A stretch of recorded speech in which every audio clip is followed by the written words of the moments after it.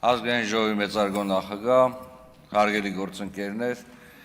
Տիկին Վարդանյան, մենք տակավին վերջերս ենք վերադարձել Եվրոպայի խորհրդի խորհրդարանական վեաժողովի լիագումար նիստից։ Դուք անընդհատ եւ նախագծում եւ ընդհանրապես խոսույթում հողում եք կատարում ԵԽԽՎ բանաձևում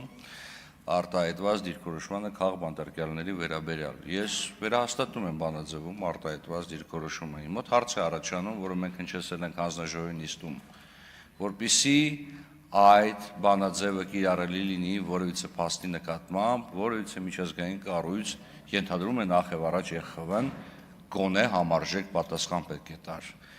Որևիցե պատասխան, որևիցե դիտարկում, որևիցե մեկնաբանություն, որևիցե հարցադրում Հայաստանում առերևույթ, որևիցե անձի քաղաքական դրդապատճառներով հետապնդման վերաբերյալ չի արվել։ Եվ պետաիրավական հարցերի մշտական հանձնաժողովում հարցը քննարկելու ժամանակ ձեզ բազմիցս տրվել է հետևյալ հարցը.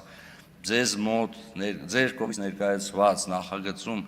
չկա որևիցե կապ դատողությունների եւ դրանց ներքո դրված փաստերի կամ միջազգային կազմակերպությունների գնահատականների միջև։ Իսկ հիմա եկեք շատ ավելի անկեղծ լինենք։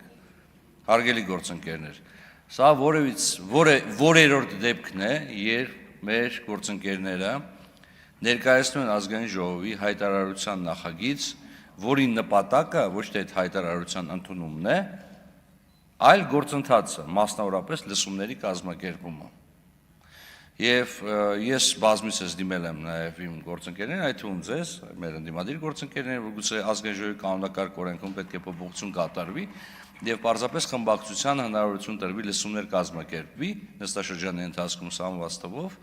առանց որևիցե նախագիծ ներկայացնել, որովհետեւ դուք գեներացնում եք արհեստական տրաֆիկ ազգային ժողովում, արհեստական քննարկումներ։ Եվ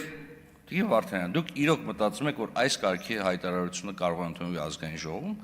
Ազգային ժողովում նման հայտարարության ընդունելուց հետո պետք է առնվազն պաշտպան կարգի գլխավոր դատախազը, պաշտպան կարգի դատավորներ, գործընթացներ սկսեն իրավական ամբողջ պետաիրավական համակարգում։ Եվ վերջին հարցը, ինչի հետ համաձայն չէ պետաիրավական հանձնաժողովը, ինչպես արդեն նշեցի, չկային որևիցե իրավաքաղաքական կապ փաստերի եւ ձեր կողմից վկայակոչած դատողությունների միջև։ Եվ ամենակարևորը, դուք իրոք փորձում եք հավասարության նշան դնեք, օրինակ Հայաստանի եւ ցանկացած այլ ավտորիտար պետությունների միջև, որոնցում կան հազարավոր քաղբանտարկյալներ, եւ հավասարության նշանը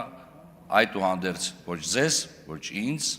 ոչ էլ որևիցե մեկին պատիվ չի բերում։ Բայց